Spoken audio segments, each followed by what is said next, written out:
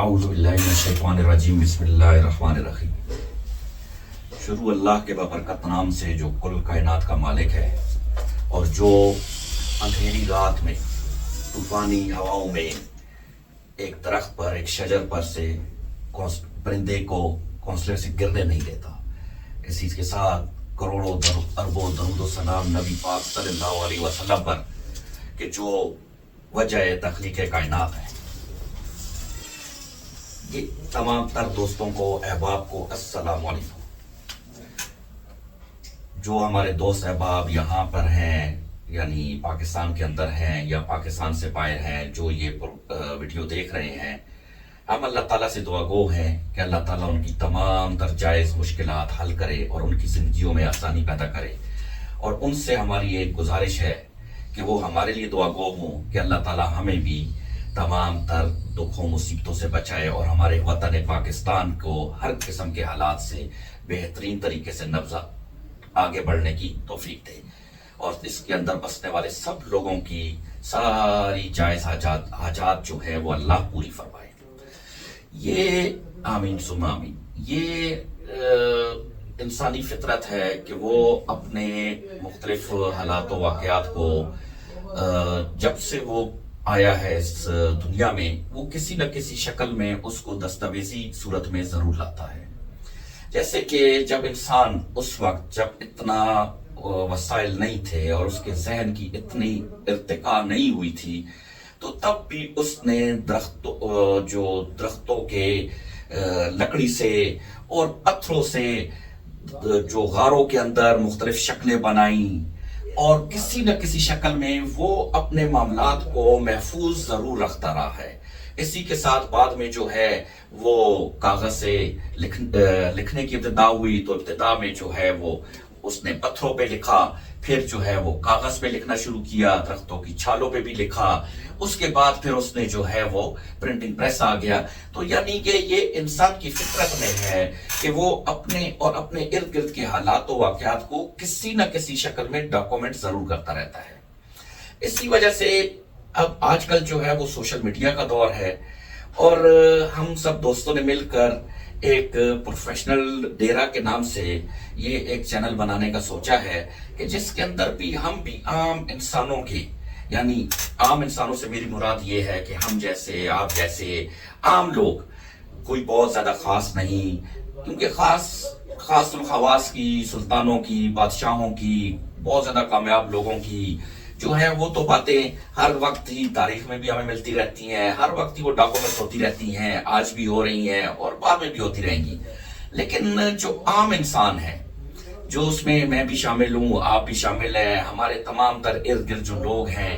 وہ بھی تو، ان کی بھی تو اپنی ایک پوری زندگی ہوتی ہے، وہ بھی تو پیدائش سے لے کر اختتام تک ایک بھرپور زندگی گزارتے ہیں مختلف حوالوں سے، اور ان کی بھی زندگی کے اندر بہت سارے مسئلے مسائل ہوتے ہیں، بہت زیادہ ان کے پرابلمز بھی ہوتی ہیں، خوشیاں بھی ہوتی ہیں، اور اس کے اندر وہ جو ہے وہ اپنی ایک پوری مکمل زندگی گزارنے کے بعد وہ اس دنیا سے رخصت ہو جاتے ہیں۔ تو ہم اس چینل کے اندر یہ کوشش کریں گے کہ ہر طرح کے لوگوں کی جو ہے وہ بات چیت ہم اس چینل کے اندر آپ تک پہنچائیں، چاہے وہ کوئی بھی ہیں، چاہے وہ کوئی ہمارے جو ہے وہ کوئی مزدور ہیں، یا کوئی جو ہے وہ کارپینٹر ہے، یعنی بڑھائی ترخان جسے کہا جاتا ہے، لکڑی کا کام کرنے والا، یا کوئی لوہار ہے، لوہے کا کام کرنے والا، کوئی ٹیچر ہے، کوئی جو ہے وہ یعنی استاد ہے، کوئی وکیل ہے، کوئی جج ہے، کوئی سیاستدان ہے، کوئی سائنسدان ہے، کسی کا کسی بھی شعبہ زندگی سے تعلق ہے، کوئی بزنس مین ہے، چھوٹا بڑا، کامیاب بہت کامیاب، ورلڈ لیول کا، ہم ان کی حالات زندگی اور ان کے بارے میں جو ہے وہ ساری معلومات آپ تک لے کر آنے کی کوشش کریں گے۔ اسی وجہ سے جو ہے ہم نے اس کا نام بھی پروفیشنل ڈیرا رکھا ہے، کیونکہ ہر انسان جو ہے وہ کسی نہ کسی پروفیشن سے اس کا تعلق ضروری ہوتا ہے۔ ایون کہ اگر کوئی مزدور بھی ہے تو اس کا جو مزدوری ہے یہ اس کا پروفیشن ہے،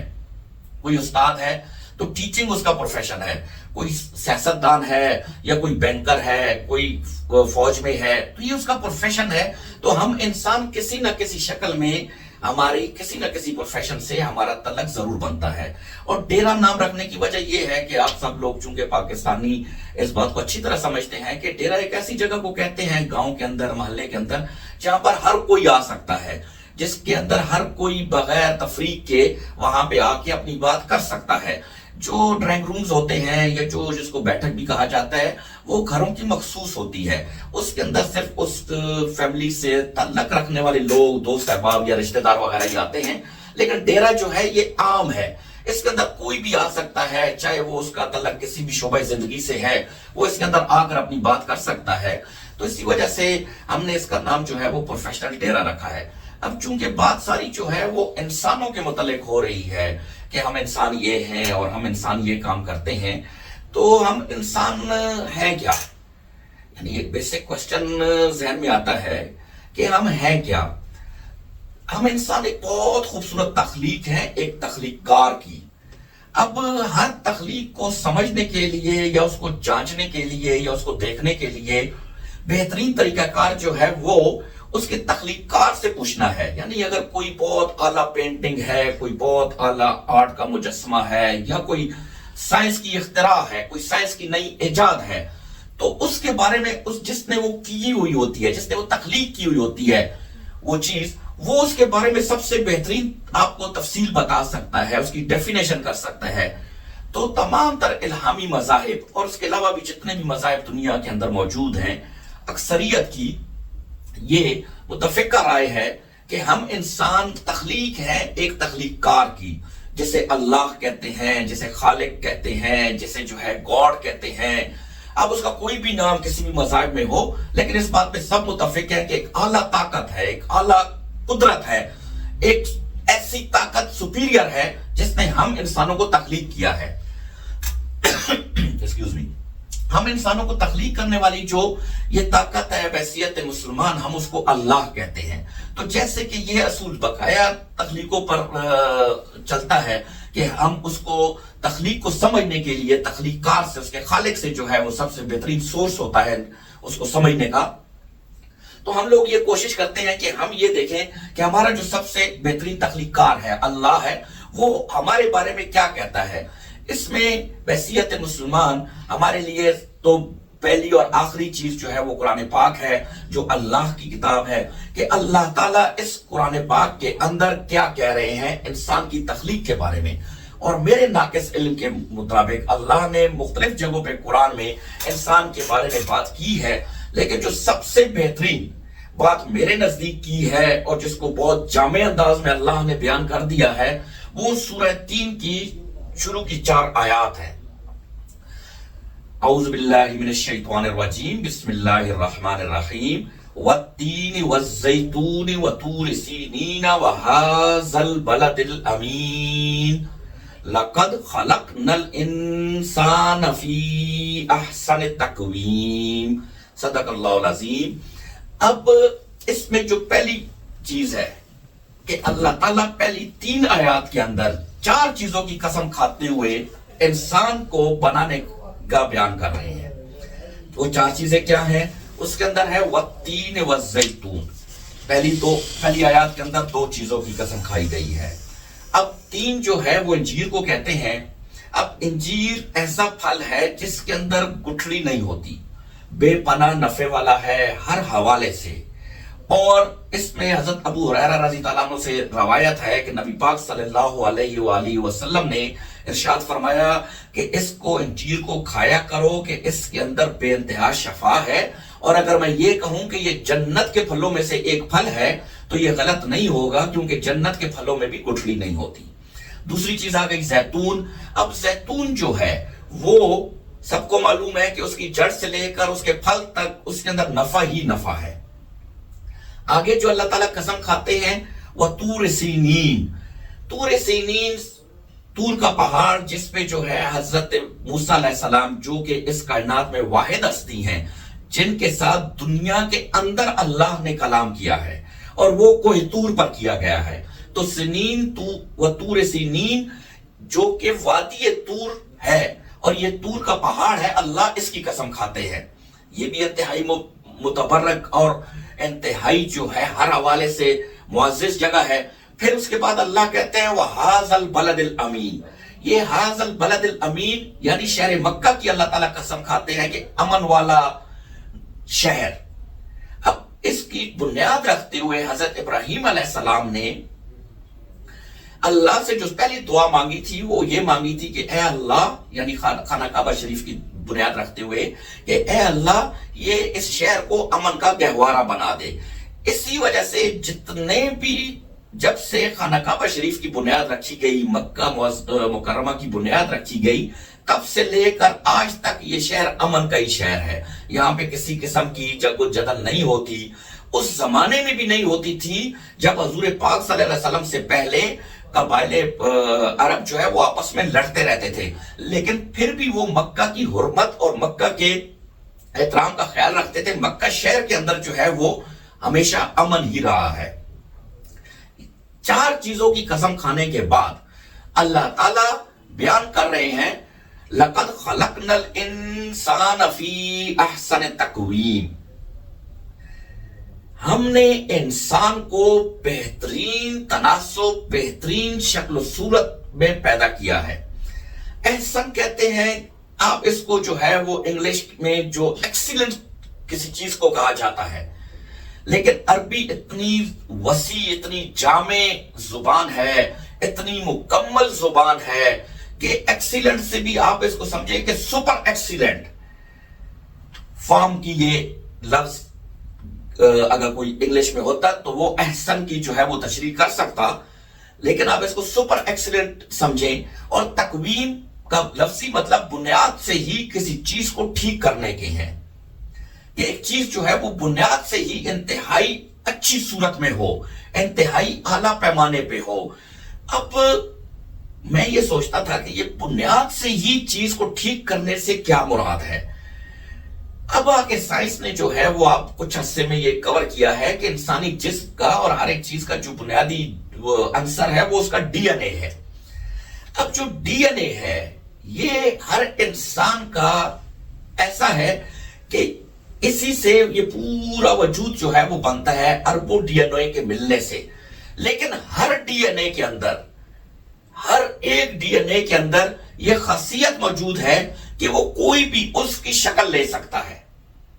یعنی کہ ایک ڈی این اے جو ہمارا کان بنانے میں استعمال ہوتا ہے، وہی ڈی این اے ہماری آنکھ بنانے میں بھی استعمال ہو سکتا ہے، وہی ڈی این اے، سیم ڈی این اے ہمارا ہاتھ بنانے میں بھی استعمال ہو سکتا ہے، ہمارا بال اور ناخن بنانے میں بھی استعمال ہو سکتا ہے۔ لیکن ہوتا کیا ہے کہ ماں کے پیٹ میں جب بچے کی تخلیق ہو رہی ہوتی ہے تو یہ سارے ڈی این ایز آپس میں رابطہ کر کے اپنے اپنے حصے کا کام کرتے ہیں۔ یعنی اللہ تعالیٰ نے وہاں پہ سے بنیاد سے ہی اس کا تناسب ایسا رکھ دیا ہے کہ کوئی ڈی این اے کسی اور شکل و صورت کا کام نہیں کرتا، کسی اور اس کا کام نہیں کرتا۔ مثال کے طور پہ اگر ایک ڈی این اے دوسرے ڈی این اے کا کام کر دیتا تو آپ یہ سوچیں کہ ہمارے جو ہے وہ کان 2 کی جگہ پہ 4 ہو جاتے تو ہماری کیا شکل و صورت نظر آتی، اور ہمارے جو ہے وہ ناک 1 کی جگہ پہ 2 ہو جاتے، ہمارے ہاتھ پاؤں کی ترتیب بگڑ جاتی، زیادہ ہو سکتے تھے یا کم ہو سکتے تھے۔ لیکن ہر ڈی این اے اس صورت میں بھی دوسرے ڈی این اے سے رابطہ کر کے وہی کام کرتا ہے جو اس کے لیے رہ جاتا ہے۔ بقایا ڈی این اے دوسرے اس پر کام کرتے ہیں۔ یہ نہیں ہوتا کہ وہ ایک ڈی این اے ہی کوئی دوسرا وہ کام کر لے جو کوئی دوسرا ڈی این اے آلریڈی کر رہا ہے۔ تو یہ ڈی این اے جو آپس میں رابطے رکھتے ہیں، یہ اتنی معلومات ہے کہ آج کل کے جو سپر کمپیوٹرز ہیں وہ کروڑوں سپر کمپیوٹرز مل بھی جائیں تو اتنی معلومات کو جمع اور اس کو پروسیس نہیں کر سکتے کہ جو یہ ڈی این اے اس تخلیق کے عمل کے دوران آپس میں روابط رکھ کر اور معلومات کو پروسیس کرتے ہوئے ایک انسانی وجود کو تشکیل دیتے ہیں۔ یہی وجہ ہے کہ میرے نزدیک یہ آیت جو ہے اس میں اللہ تعالیٰ نے انسان کو یہ یقین دلایا ہے کہ وہ سب سے اس کی بہترین مخلوق ہے۔ احسن تقویم کا لفظ جو ہے وہ اللہ نے کسی بھی اور چیز کے لیے استعمال نہیں کیا، اپنی کسی بھی اور تخلیق کے لیے اللہ نے یہ لفظ استعمال نہیں کیا۔ آپ کو سن کر حیرانی ہوگی کہ 20 لاکھ 20 ملین 2 کروڑ سے زیادہ اسپیسیز جو ہے اس وقت تک زمین پر دریافت ہو چکی ہیں، جس کے اندر پودوں کی، جانوروں کی، پرندوں کی، आबी जानवरों की, हर तरह की हयात की स्पीसीज मौजूद हैं। अब 20 मिलियन स्पीसीज के अंदर हर स्पीसीज की जो है तादाद वो आगे अरबों में है, लेकिन एहसन तकवीन का लफ्ज जो है वो अल्लाह ने सिर्फ इंसान के लिए मुख्तस किया है, दूसरी किसी चीज के लिए मुख्तस नहीं किया। इसी तरह अगर आप इसकी और आगे चले जाएं तो हम इंसान जिस चीज को इंतहाई मामूली समझते हैं, जैसे कि हमारे मुंह के अंदर बनने वाला थूक है, कि हम इसको कोई अहमियत ही नहीं देते, हम इसको कोई समझते ही नहीं है। लेकिन अगर ये थूक हमारे मुंह के अंदर ना बने तो हमारी जबान सख्त होकर लकड़ी की तरह की हो जाएगी, ना हम कुछ खा सकेंगे, ना बोल सकेंगे, ना कोई और काम हो सकेगा हमारे से, जो कि हमारे जुबान के तर रहने की वजह से होता है। यानी इतनी मामूली चीज जो हमारे जिस्म के अंदर से पसीना खारिज होता है, हर रोज हर इंसान के जिस्म से 800 मिलीलीटर जो है वो पसीना खारिज होता है। अगर किसी इंसान के जिस्म से ये पसीना खारिज ना हो तो वो कुछ दिनों के अंदर ही ऐसी बीमारियों के अंदर मुब्तला हो जाएगा जिसका जो है वो साइंस के पास फिलहाल इलाज ही नहीं है। तो आप खुद सोचें कि ये ऐसी चीजें जिसको हम कोई अहमियत ही नहीं देते, अल्लाह ने उसके अंदर भी हमारे लिए कितनी शफा और कितनी खूबसूरती रखी हुई है, और ये वही कर सकता है जो कि खालिक कायनात है। इसी वजह से ये जो हमारा चैनल होगा, इसके अंदर आपको हम इंसानों के सारी चीजें मिलेंगी, हम इंसानों के मुतल्लिक मालूमात मिलेंगी, चाहे वो हमारे अपने वजूद के अंदर हो, चाहे वो हमारे मजहबी हवालों से हो, चाहे वो हमारे प्रोफेशनल हवालों से हो। कोई कभी हम जो है वो आपको आउटडोर लोगों से इंट्रोड्यूस करते हुए नजर आएंगे, मुख्तलिफ लोगों से, जिसके अंदर जो है वो किसी भी तरह के प्रोफेशन से तल्लुक रखने वाले लोग मौजूद होंगे। इसके अलावा कभी हम आपको जो है वो पाकिस्तान के अंदर या पाकिस्तान से बाहर मुख्तलिफ जो अच्छे खूबसूरत तफरीही मकामात हैं उनकी जो है वो आपको वीडियोज इस पे अपलोड करते हुए नजर आएंगे। तो ये एक कोशिश होगी हमारी कि ये हमारा जो चैनल है प्रोफेशनल